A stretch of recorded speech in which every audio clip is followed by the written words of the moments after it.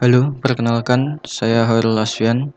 Kembali di seri pembuatan aplikasi produk katalog menggunakan React dan Google Sheet.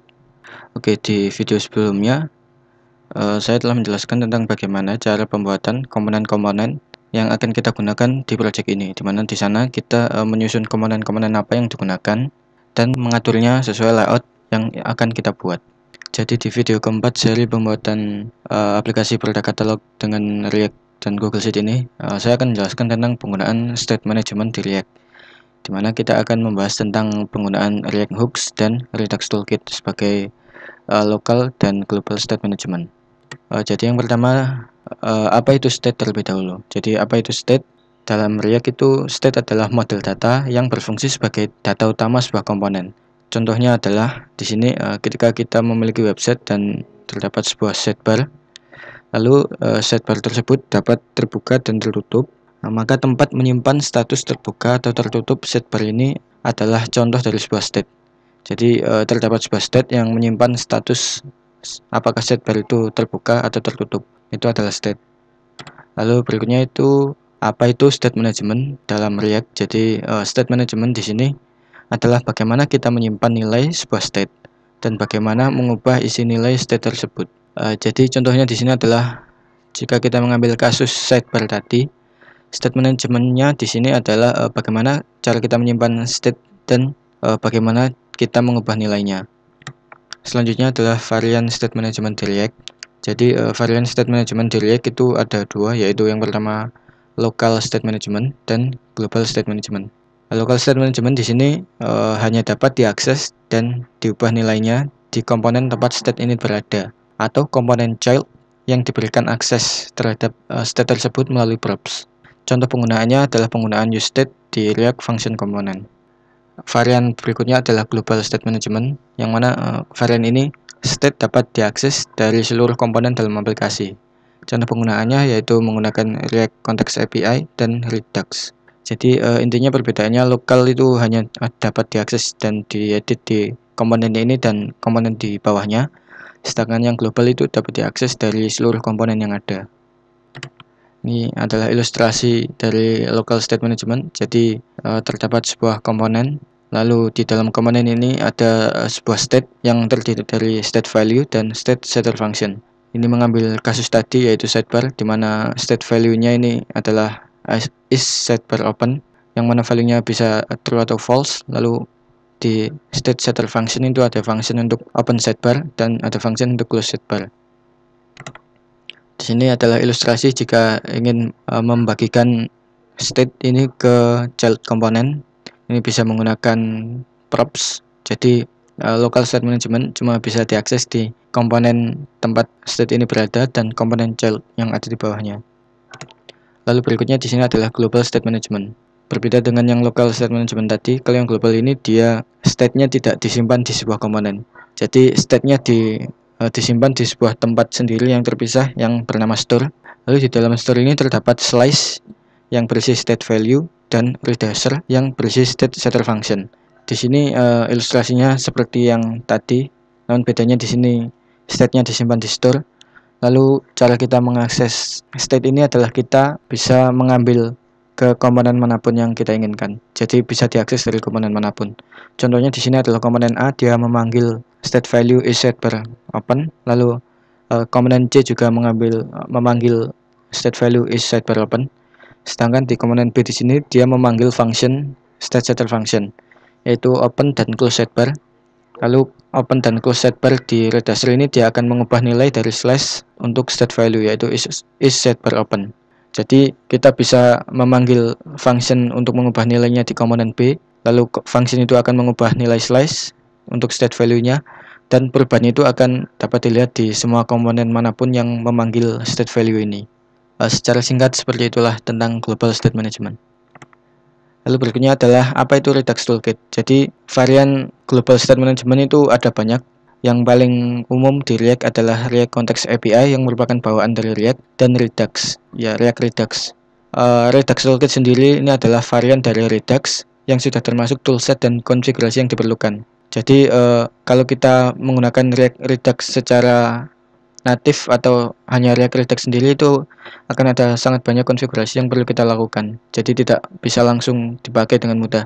Nah, Redux Toolkit ini bertujuan untuk membuat state management menggunakan React Redux itu menjadi jauh lebih mudah dan minim konfigurasi, sehingga kita bisa lebih fokus ke pembuatan state management kita, tidak perlu banyak memikirkan tentang sulitnya konfigurasi React Redux. Oke, sepertinya cukup itu saja penjelasan tentang Redux dan React State Management. Berikutnya adalah kita bisa melakukan instalasi dan setup Redux Toolkit di project kita. Oke, jadi di sini saya sudah membuka VS Code di project kita di file app.js.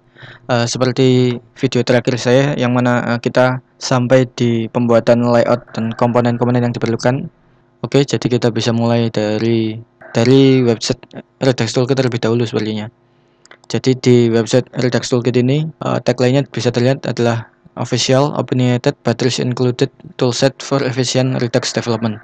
Jadi seperti yang saya jelaskan tadi, Redux Toolkit ini akan membuat penggunaan React Redux di project kita jadi jauh lebih mudah karena sudah banyak konfigurasi dan toolset yang diperlukan itu sudah termasuk di dalamnya. Oke, bisa dilihat di websitenya di reduxtoolkit.js.org. Langsung bisa kita get started. Dan kita bisa mulai ke quick start di tutorial di sini. Oke, jadi yang pertama perlu kita lakukan adalah kita install terlebih dahulu Redux Toolkit dan React Redux. Jadi kita bisa copy saja dan kita masuk ke terminal. Kita jalankan dan tunggu sampai proses instalasi selesai. Baik, jadi proses instalasi sudah selesai. Kita bisa kembali ke website Redux Toolkit tadi. Nah, di sini dari Quick Start Redux Toolkit, langkah selanjutnya yang bisa kita lakukan adalah create Redux Store. Jadi Redux Store ini akan menjadi tempat untuk menyimpan state value dan state setter function seperti yang saya jelaskan di PowerPoint tadi. Jadi bisa kita mulai terlebih dahulu. Ini kita bisa copy saja, lalu masuk ke kembali ke VS Code. Di folder src ini kita bisa membuat folder baru yaitu lib. Lalu di dalam folder lib ini kita bisa buat folder baru lagi yang bernama Redux. Nah, lalu di Redux ini kita bisa membuat file baru yang bernama store.js. Ya, jadi di sini adalah tempat kita menyimpan setter dan state value kita. Jadi di store yang ada di sini. Kita bisa paste kode dari Redux Toolkit tadi, lalu kita bisa simpan terlebih dahulu. Oke, kembali ke website Redux Toolkit.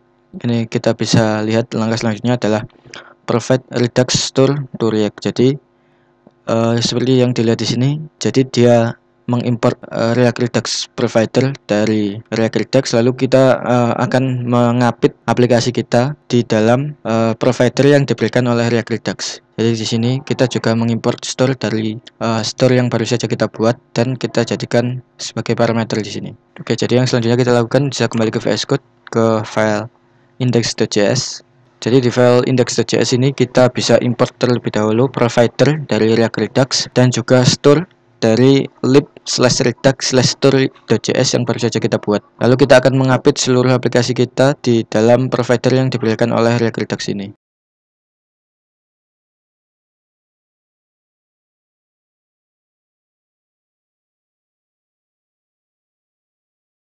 Oke, jadi hasilnya kurang lebih akan seperti ini. Jadi kita import provider dan store, lalu kita update aplikasi kita dengan provider ini. Oke, jadi selanjutnya kita bisa kembali ke website Redux Toolkit. Di sini langkah selanjutnya adalah create Redux state slash. Jadi di sini kita akan membuat slash yang berguna untuk menyimpan nilai state value dan juga state setter function untuk memanipulasi nilai value yang akan kita buat. Ini contoh dari Redux Toolkit. Ini kita bisa copy saja semuanya terlebih dahulu. Kembali ke VS Code, lalu buat file baru di folder Redux ini. Oke, di file product/.js yang baru saja kita buat ini kita bisa paste saja kode dari Redux Toolkit tadi. Oke, lalu kita bisa berikan rename untuk counter slash ini. Ya, ini saya menekan Ctrl D agar dia menyeleksi semua kata dengan nama counter slash, lalu kita bisa ubah namanya menjadi product slash. Untuk name-nya ini kita juga bisa ubah menjadi product. Dan untuk initial state ini adalah berisi state apa saja yang akan kita simpan. Jadi di sini kita akan menyimpan 4 buah state global. Yaitu yang pertama adalah untuk menyimpan daftar semua produk kita. Lalu berikutnya adalah menyimpan daftar produk apa saja yang tampil. Lalu berikutnya adalah kategori apa saja yang kita miliki. Dan yang terakhir adalah state untuk menyimpan produk apa saja yang masuk ke keranjang atau masuk print list yang berikutnya akan kita print ke PDF. Jadi yang terakhir ini seperti produk apa saja yang kita seleksi. Gampangannya seperti itu. Jadi bisa langsung kita buat.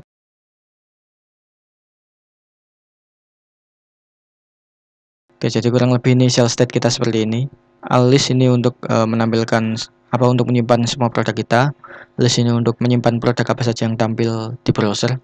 Kategori ini kategori apa saja yang kita miliki, dan print items ini adalah produk apa saja yang kita seleksi untuk di print. Terus selanjutnya untuk redasher ini kita hapus saja dulu yang komen-komen ini, atau kita hapus saja semuanya terlebih dahulu. Jadi biarkan kosong terlebih dahulu. Nah, kita simpan. Lalu kembali ke website Redux Toolkit. Di sini langkah selanjutnya adalah add slash redasher to the store.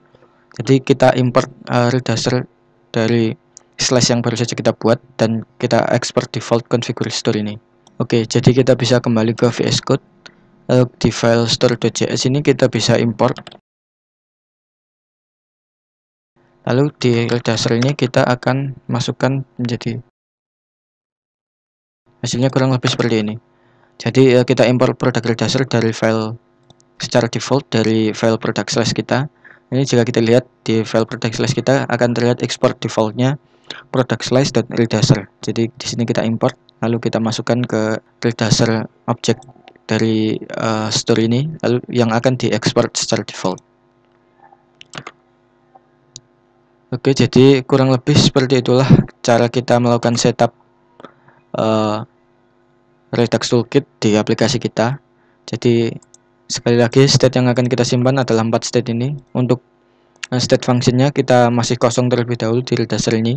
Dan untuk yang diekspor ini juga kita hapus terlebih dahulu karena sebenarnya dia mengekspor dari redasher ini. Karena redashernya tadi sudah kita hapus, jadi ini kita hapus juga.